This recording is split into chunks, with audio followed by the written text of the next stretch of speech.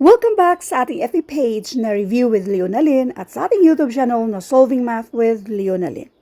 Now, let's do itong mga paghahanap ng perimeter. Ano nga ba yung perimeter? Huwag lang kayong mag-memorize ng formula na kesyo ito ay equal to 2L plus 2W. Twice sa length, twice sa width. Kundi, ano nga ba ang perimeter?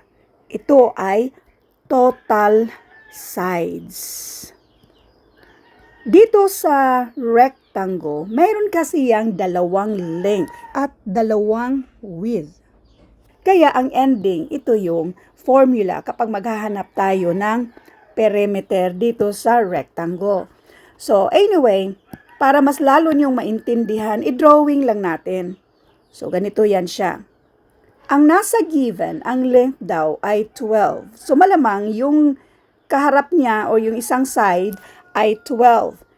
Dito naman ay 8. So, sa kabila naman ay 8. Therefore, dalawa yung 8, dalawa yung 12. Perimeter.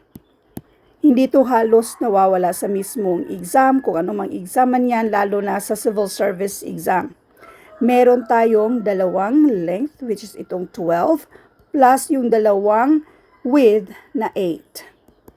2 times 12, this is 24, plus 2 times 8, this is 16. Therefore, 24 plus 16 equals 40. So, ito na yung sagot. Next, number 2. A square has a side length of 9 meters. What is its perimeter? So, ngayon alam na natin na ang perimeter ay total sides. So, ang square, may 4 na sides, equal sides. So, therefore, 9 times 4 equals 36. Again, total sides.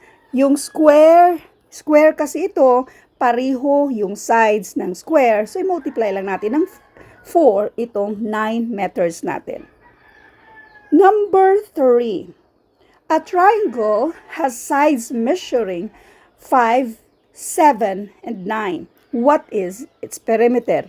Diba? Iba pa rin kapag alam natin yung mismong perimeter. Ano nga ba yung perimeter?